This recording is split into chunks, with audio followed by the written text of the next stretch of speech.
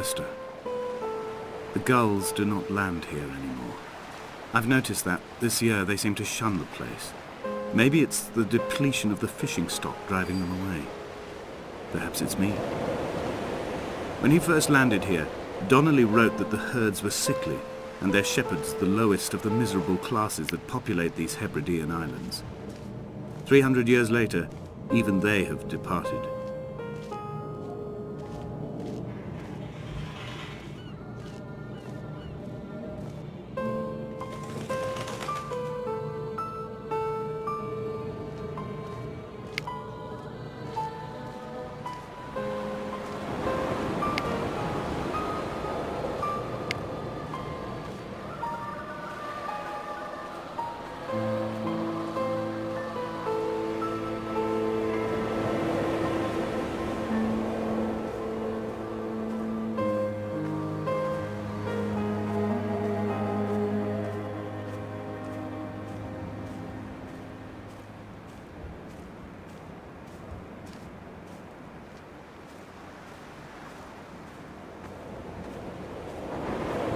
Donnelly reported the legend of the hermit, a holy man who sought solitude in its most pure form.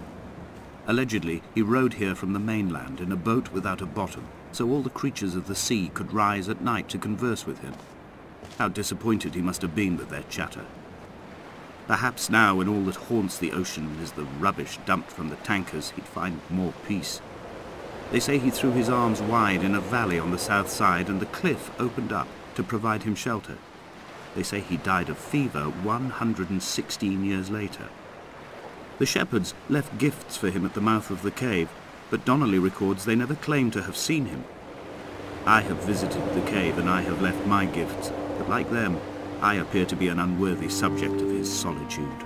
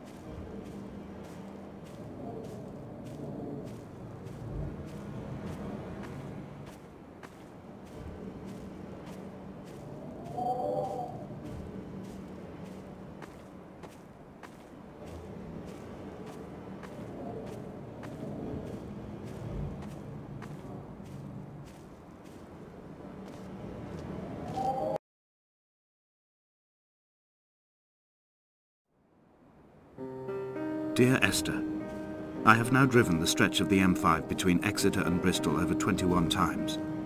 But although I have all the reports and all the witnesses, and have cross-referenced them within a millimetre using my Ordnance Survey maps, I simply cannot find the location. You'd think there would be marks to serve as some evidence. It's somewhere between the turn-off for Sanford and the welcome brake services. But although I can always see it in my rear-view mirror, I have as yet been unable to pull ashore.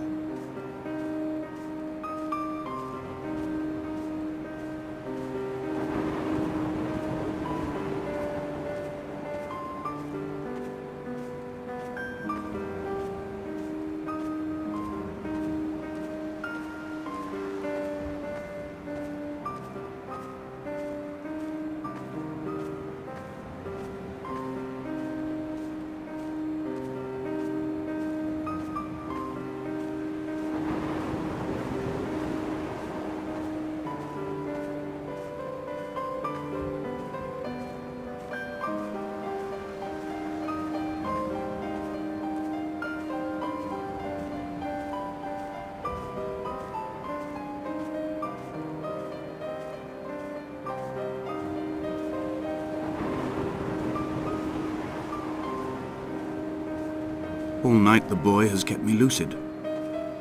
I sat, when I was at the very edge of despair, when I thought I would never unlock the secret of the island, I sat at the edge and I watched the idiot boy blink through the night. He's mute and he's retarded, and he has no thought in his metal head but to blink each wave and each minute aside until the morning comes and renders him blind as well as deaf-mute. In many ways, we have much in common.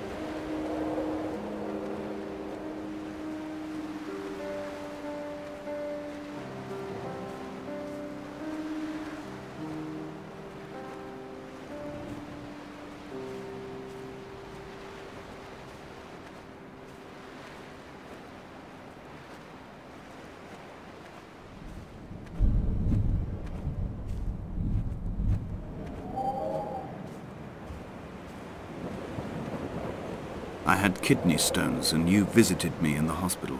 After the operation, when I was still half submerged in anesthetic, your outline and your speech both blurred. Now my stones have grown into an island and made their escape, and you have been rendered opaque by the car of a drunk.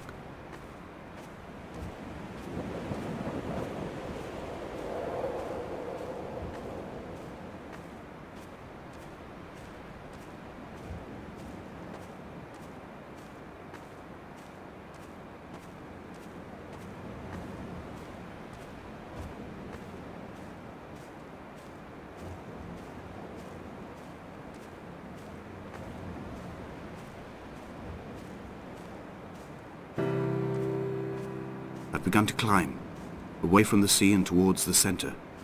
It is a straight line to the summit, where the evening begins to coil around the aerial and squeeze the signals into early silence. The bothy squats against the mount to avoid the gaze of the aerial. I too will creep under the island like an animal and approach it from the northern shore.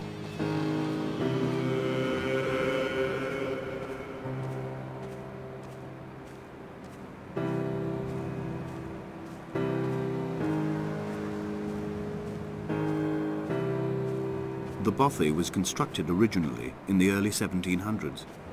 By then, shepherding had formalized into a career. The first habitual shepherd was a man called Jacobsen, from a lineage of migratory Scandinavians. He was not considered a man of breeding by the mainlanders. He came here every summer whilst building the bothy, hoping eventually that becoming a man of property would secure him a wife and a lineage. Donnelly records that it did not work. He caught some disease from his malcontented goats and died 2 years after completing it. He There's no one to carve white lines into the cliff for him, either.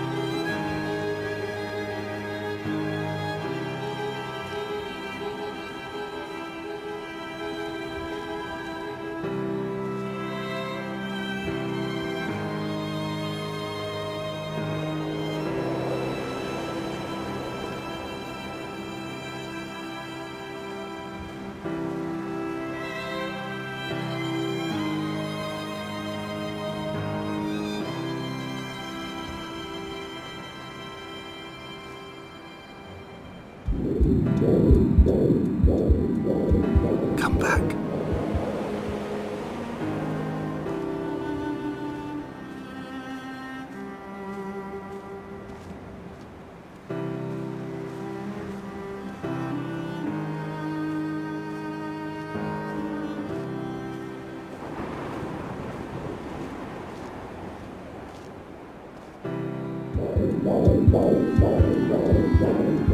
Come back.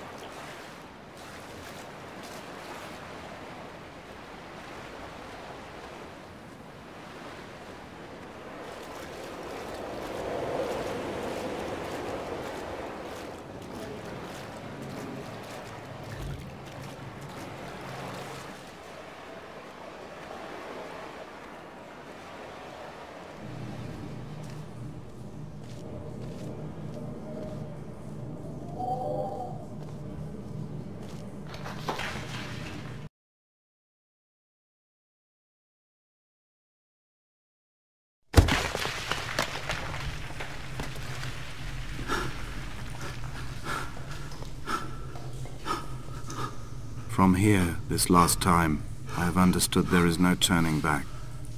The torch is failing along with my resolve. I can hear the singing of the sea creatures from the passages above me, and they are promising the return of the gulls.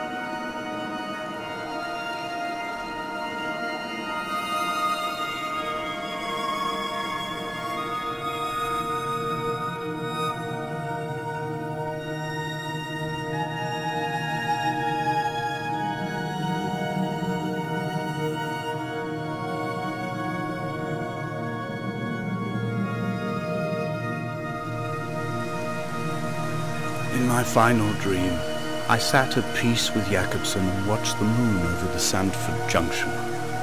Goats grazed on the hard shoulder, the world gone to weed and redemption. He showed me his fever scars, and I mine, between each shoulder the nascency of flight.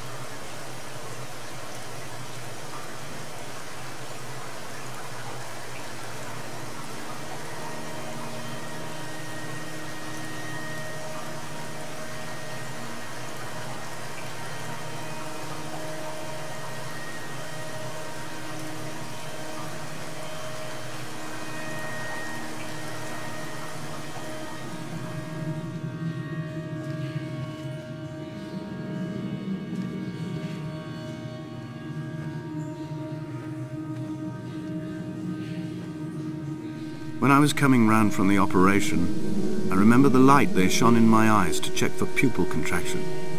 It was like staring up at a moonlit sky from the bottom of a well. People moved at the summit, but I could not tell if you were one of them.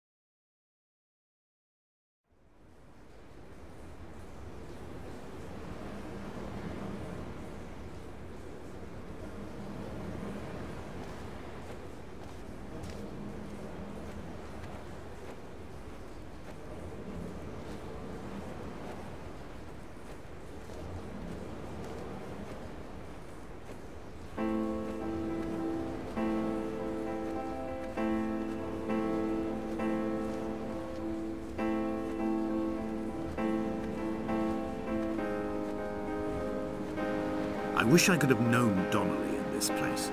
We would have had so much to debate. Did he paint these stones or did I? Who left the pots in the hut by the jetty? Who formed the museum under the sea?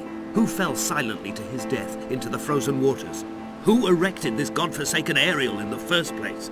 Did this whole island rise to the surface of my stomach, forcing the gulls to take flight?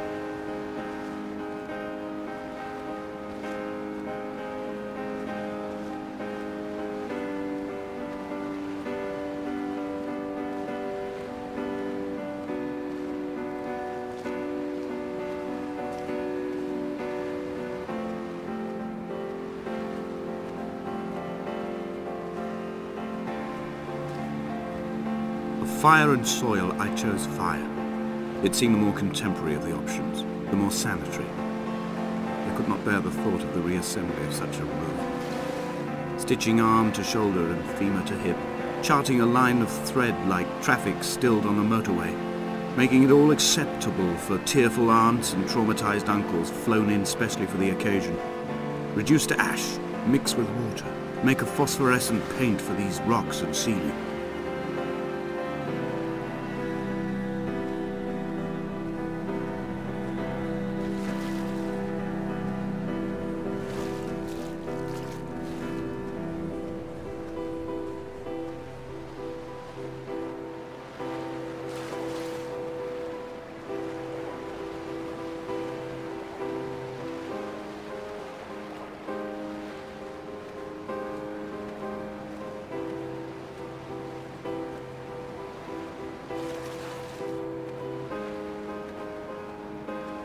Hall by the roadside, by the exit for Damascus, all ticking and cooled, all feathers and remorse, all of these signals routed like traffic through the circuit diagrams of our guts, those badly written boats torn bottomless in the swells, washing us forever ashore.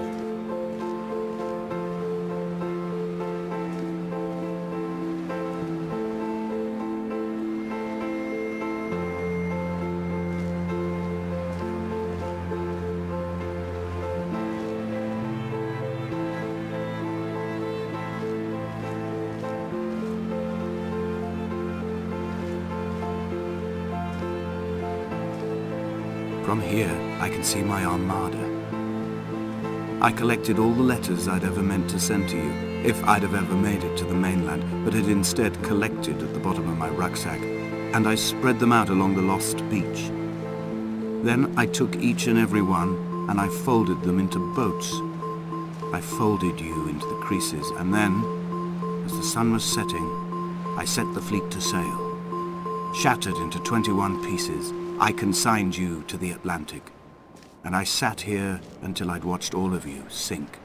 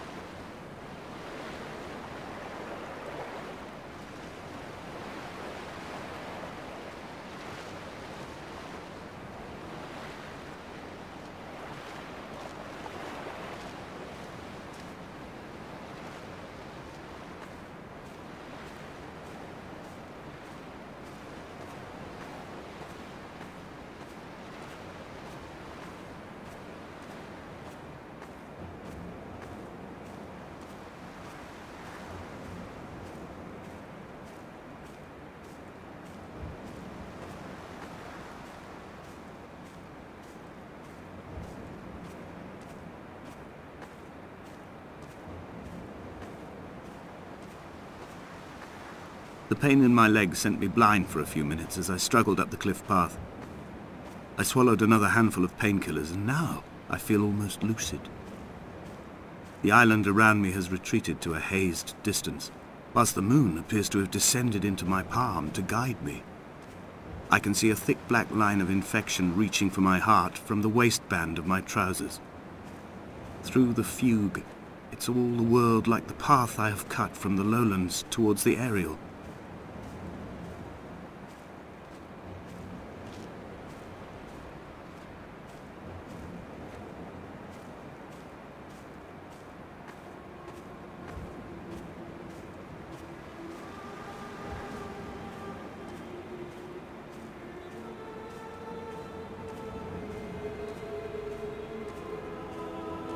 I've begun my voyage in a paper boat without a bottom. I will fly to the moon in it. I've been folded along a crease in time, a weakness in the sheet of life. Now you've settled on the opposite side of the paper to me. I can see your traces in the ink that soaks through the fibre, the pulped vegetation. When we become waterlogged and the cage disintegrates, we will intermingle. When this paper aeroplane leaves the cliff edge and carves parallel vapor trails in the dark, we will come together.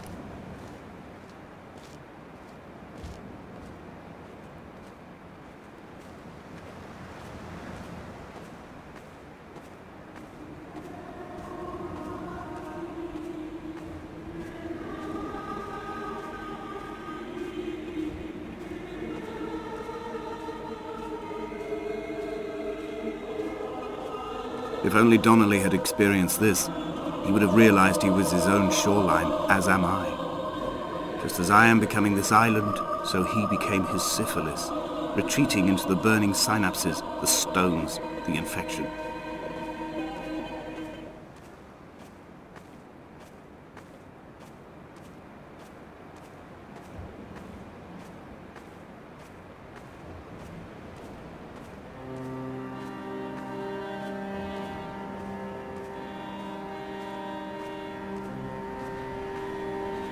There are headlights reflected in these retinas.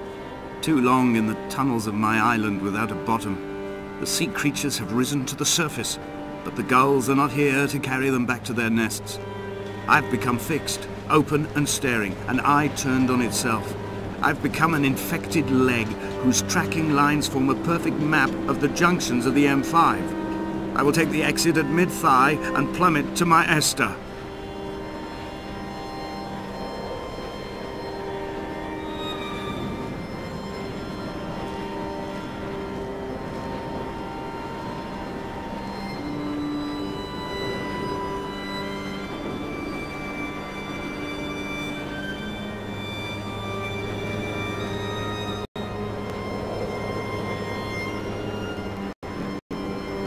He was not drunk, Esther. He was not drunk at all. He had not drunk with Donnelly or spat Jakobsen back at the sea. He had not careered across the lost shores and terminal beaches of this nascent archipelago. He did not intend his bonnet to be crumpled like a spent tissue by the impact. His windscreen was not star-studded all over like a map of the heavens. His paintwork etched with circuit diagrams, strange fish to call the gulls away. The phosphorescence of the skid marks lighting the M5 all the way from Exeter to Damascus.